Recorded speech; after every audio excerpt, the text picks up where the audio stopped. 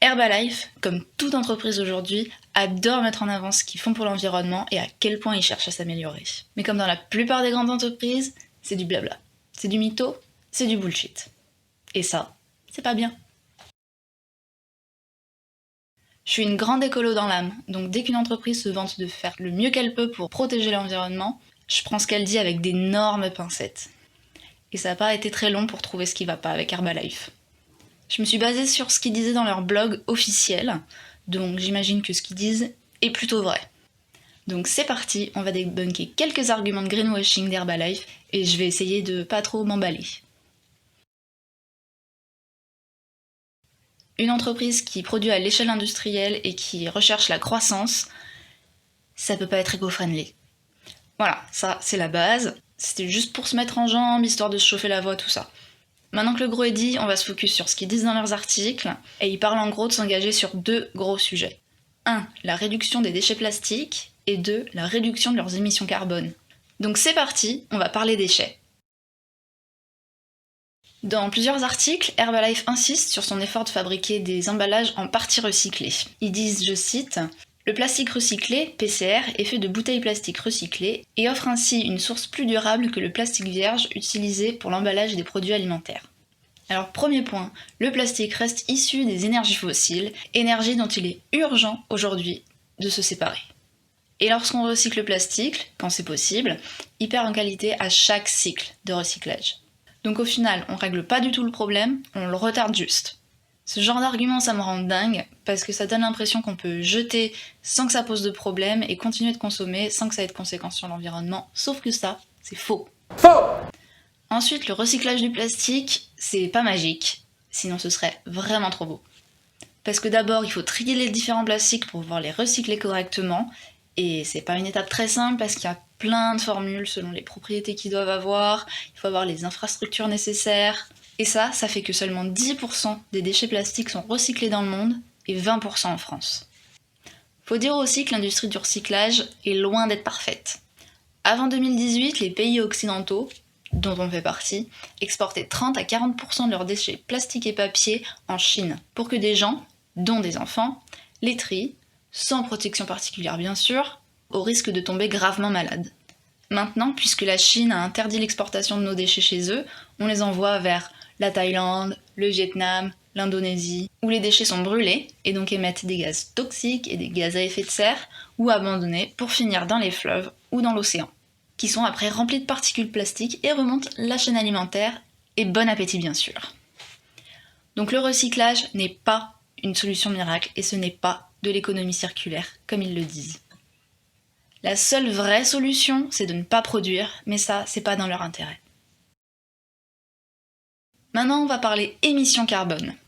Dans une vidéo de présentation, le directeur général France et Belgique, Benoît Ecker, nous apprend qu'il y a un centre de production sur chaque continent pour diminuer le transport, mais il dit aussi « J'ajouterai que 70% de la fabrication de nos produits phares sont assurés dans nos unités de production. » Alors déjà, très bien que tous les produits ne soient pas fabriqués dans un seul endroit pour être distribués sur toute la planète, mais il y a quand même 30% de ces produits qui ne sont pas faits dans ces usines, sans qu'on ait plus d'informations d'où sont situés les autres.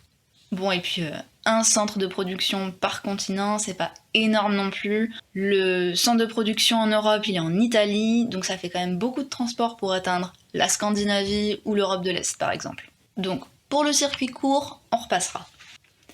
Donc en gros, on va dire, il reste du chemin à faire, mais on vous accorde ça, il y a des efforts. Mais je vous propose une idée facile à mettre en place, vous me dites ce que vous en pensez. Ne serait-il pas cohérent de mettre fin à des événements dont l'utilité peut être contestée? Là, je veux parler de l'Extravaganza. C'est un rassemblement de distributeurs d'un même continent et ça a lieu chaque année dans un lieu différent. Donc cette année, pour l'édition européenne, ça avait lieu à Barcelone, l'année prochaine, ce sera en Pologne. Ça reste un gros événement, cette année, il y avait 13 000 personnes environ à Barcelone, et beaucoup sont venus en avion, évidemment. Aussi, les top members, donc ceux qui font partie des rangs les plus élevés, vont souvent donner des conférences, des séminaires, des trucs comme ça, dans d'autres pays, et s'y rendent donc évidemment en avion, et encore une fois, pour quelques jours seulement. Donc tout ça, ça commence à peser dans l'empreinte carbone personnelle. Et c'est pas fini. L'entreprise fait aussi des voyages en avion aux distributeurs d'un certain rang dans des destinations paradisiaques genre île Maurice et des hôtels de luxe pour les féliciter d'avoir enrôlé assez de monde dans le MLM. C'est assez cocasse quand on sait que ces mêmes destinations paradisiaques seront les premières à disparaître avec la montée des eaux due au réchauffement climatique. Et pour le coup, la société mère n'est pas la seule coupable de ça. Pour vous donner envie de les rejoindre, les distributeurs vont vous présenter leur mode de vie sous leur meilleur jour. Ils vont mettre en avant sur les réseaux leur maison toute neuve, leur piscine ou leur spa privé, leur grosse voiture, ou alors ils vont faire semblant parce qu'au final, rien ne prouve qu'ils vivent vraiment comme ça. En 2 mots, ils vous présentent tout ce que vous pourriez faire, tout ce que vous pourriez avoir si vous gagnez autant qu'eux. Sauf que plus on est riche, plus on participe au réchauffement climatique et à la destruction des écosystèmes. Parce que plus nos finances le permettent, plus on va consommer. Être riche, c'est peut-être le rêve de certains, mais ça veut forcément dire le cauchemar pour d'autres. Donc du coup, je me demande, est-ce que ce rêve de luxe en vaut vraiment la peine? Je vous laisse méditer là-dessus.